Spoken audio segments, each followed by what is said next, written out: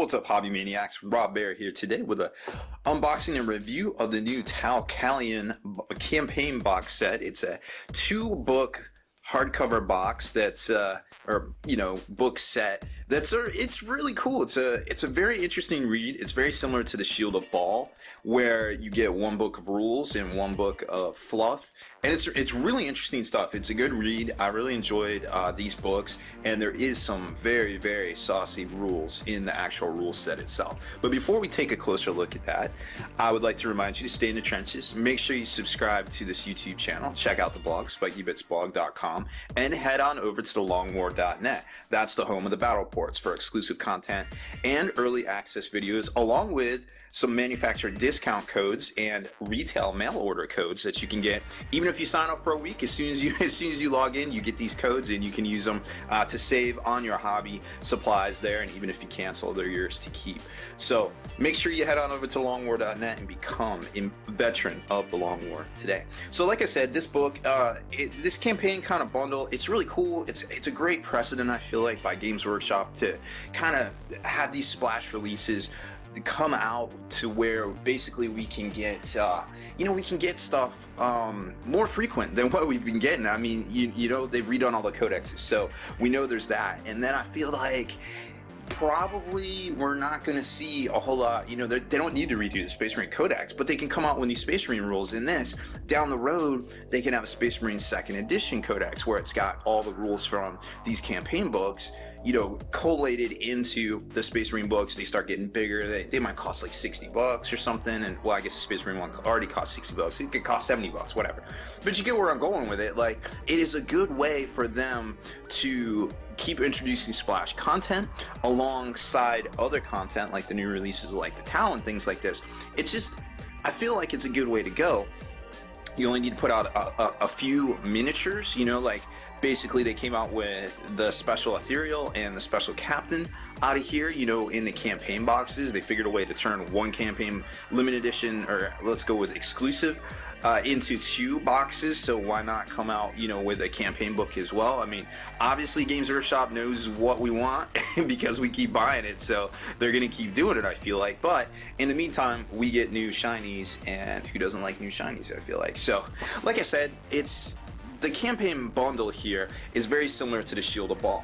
And you know, just real quick, you know, I wanted to talk about the name. Kauyon itself is actually one of the Tau Doctrines of War. It's the Patient Hunter. It's where they basically use a lure to lure something into a trap. And the lure in the book itself was Shadow Sun.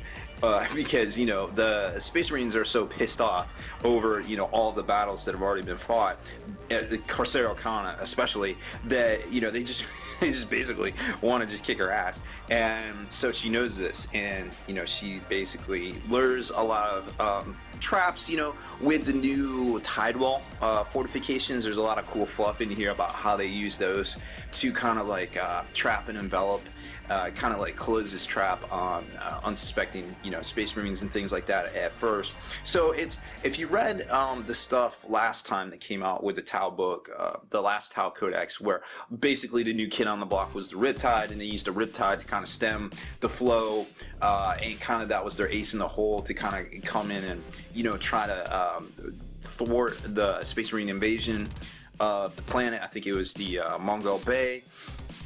That's kind of what happens here with the Ghost Keels and the Storm Surges kind of towards the end of the book. And it's really interesting is that there's a lot of very cool similarities in the book itself. So we'll take a look at the campaign book real quick. Now, I'm not, you know, it's not like an end-all be-all, but it's really cool fluff. And also there was a Warzone Apocalypse book that came out right around the time of the Knights that talked more about subsequent battles since the stuff at you know, the 2013 Tau book. So we kind of got this like this is like the 3rd installment of battles against the Astartes that we have fluff wise, and the story is starting to advance, which is kind of cool, because that's another cool thing about these campaign books is it gives them a chance to kind of advance the storyline. You know, like the Tyranids are encroaching along with demons on the Ball system, and that's kind of what we saw with the Shield of Ball books. And now, Tau are basically trying to make a break into the Ultramar sector and take over some of these planets that are rich in energy and things like that. So, and they kind of got the Space Marines on their back foot with all this new tech. So it's really interesting to see the storyline advance, because we hadn't, seen a lot of that. There's a lot of really good graphics in here too. That a lot of very, very cool things. Now they do it. They break it down in the whole like, hey, here's the Tau forces, or hey, okay, so here's the place of the battle. And then they're like, okay, well, here's the White Scars, and they list off, all of the White Scars, like the Strike Force, and then they give, their order of battle right there. And they do the same thing for the White Scars, or for the Raven Guard, and they do the same thing for the Tau, Shadow Sun's cadre. And she's got a couple of little mini commanders. There's the Raven Guard one. She's got a couple of new little mini commanders that they talk about in here. So there's the Shadow Sun Coalition, there's Swift Strike, and I think Stern Shield. And they're really interesting. They're saucy little characters, and I kind of like them, even though they're scrawny Xenos. They got Moxie, so I'm kind of digging them there. And so it goes into like the whole, the feints, and then the thrusts, and then basically they start getting into it, and they start getting really close. And spoiler alert, one of the chapter masters dies. The chapter master of the Raven Guard dies, and thinking he killed Shadow Sun, actually. So he thought he slayed Shadow Sun, slayed a decoy. Shadow Sun was actually in a ghost keel and straight up murked him, which is really cool, because Shadow Sun is just like, she's like, yo, I got this. And kind of goes on, gets out of the ghost keel armor and gets back into her normal armor. And they're basically, a lot of stuff's going down. Strike becomes the new captain of Strike becomes the new chapter master of the Raven Guard, and then the House Terran shows up, and they start stemming the tide, and starts to go the Imperial's way. Then it stops going the Imperial's way. The Obsidian Knight arrives on the scene, kind of starts wrecking havoc, and then the Storm Scourges reveal themselves. And let's just say it didn't go well for the Obsidian Knight. So that's kind of how it goes. Marine Loyalist Imperium forces are forced to withdraw, but they're like, hey, we got more ships, and that's a lot of ships going at another Tau planet. So they're still doing work. There's still hope for the Imperium. It's kind of interesting book. It's a very good read, not just for the tactics and things like that, but also for some of the the orders of battle and just some of the pictures and things. Obviously, very well laid out. Great, hardcover binding. All the artwork's fresh.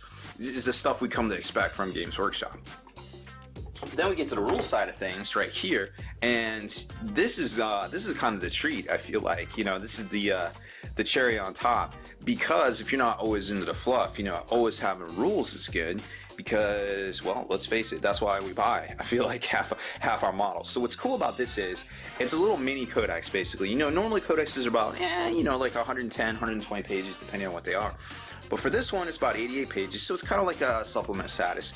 But what's cool about it is you get 8 to 10 pages of Raven Guard rules, 8 to 10 pages of White Scars rules, and all the new Tau stuff. Along with the Tau Decurion, the Hunter contingent, you also get all the new Tau formations. So basically, if you have the 6th edition book and all the war gear, where they changed the marker light, which isn't in the 6th edition book.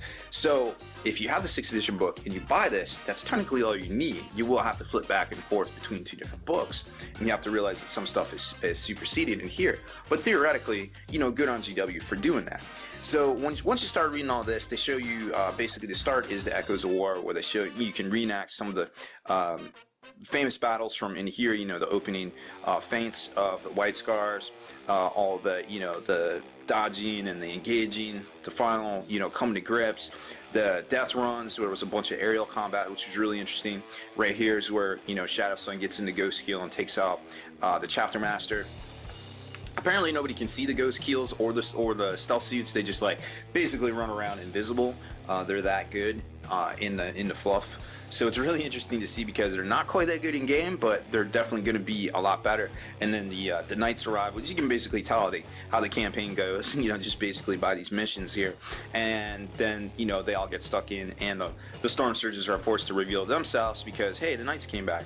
So that's basically how it goes, and you can escalate it. It's really cool, and it definitely tells the tale of that decisive battle on I think it is the Imperial world of Perfecta. So then it gets into the forces of the Space Marines themselves, and that's where we start to see the new Decurions and things. This one's for the White Scars, and you'll notice that it also borrows it gives its own special formations, but it also borrows things from the Codex Space Marines, which is really cool, I feel like. And then they also have their own command benefits. They're not super over the top, but they're not bad either, and they give you what Games Workshop, I feel like, is developing the Tau to be Death Star killers, but they're also giving you this speed and this maneuverability in the Raven Guard and the White Scars, and the ability to splash in Space Marines to try to counter that. So I feel like this is a really good, well-balanced set of rules that are definitely written to play off of each other, kind of in rock, paper, scissors format. And if you go through here and you read it, you're definitely going to see that. Now, we're not going to get into all that because generally these initial videos are for like an unboxing or review kind of. So, but I will show you some things that I really like in here that I think you should definitely remember or be on the lookout for. Obviously that Decurion was one. The Hunter's Eye piece of war gear here for 20 points is really good because what it does is whoever it's on, actually you can add them to a squad and it gives them ignore cover, so you don't have to fish for the psychic power to get it or anything like that. You just get it. So obviously that in its particular squads, most notably heavy weapons, centurions, etc., can do some really good work on the battlefield when you start to ignore cover. It's almost like a instant counter to the Tau themselves. And then you get into the Raven Guard Decurion. Of course, they also borrow from the Space Marines themselves. Now they can actually get the Demic Company where the White Scars cannot, but they also can get some of these other ones here that the White Scars cannot, like some of the flying stuff, the flying formations and things like that. So it's kind of the best of both worlds. One can take some things from the Space Marine book, one can take some other things from the Space Marine book, and it's really interesting how they play off of each other. Now, there isn't a lot of like ridiculous war gear in here, just a lot of stuff that works well together. Like there's abilities to give the guys furious charge, that's pretty good. There's some decent war gear, there's some stuff in here that's good, and when you work it together with other things, it becomes a little bit better, I feel like. Again, it's working in orchestration with, I guess, like kind of a synergistic manner with some of the other elements of the Space Marine book and even the White Scars to be able to go up against, the Tau and things like that. So just really interesting stuff. It's very cool. It's definitely worth, if you're a Marine player or obviously a Tau player, taking a closer look at. I believe it's an auto include for Tau if you don't feel like picking up the new book. So then it gets into the actual Tau themselves right here, and like I said, they have the new Decurion.